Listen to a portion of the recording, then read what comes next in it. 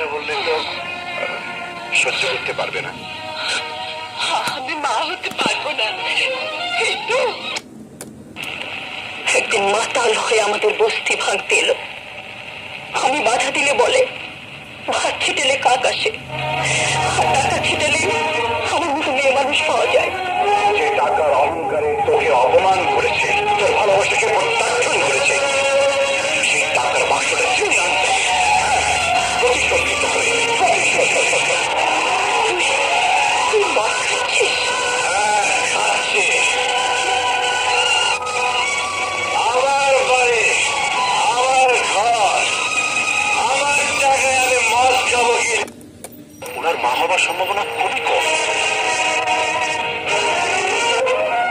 Doctor সাহেব, কথাটা আমার স্ত্রী যেন জানতে না পারে, তাহলে ভীষণ দুঃখ পাবে।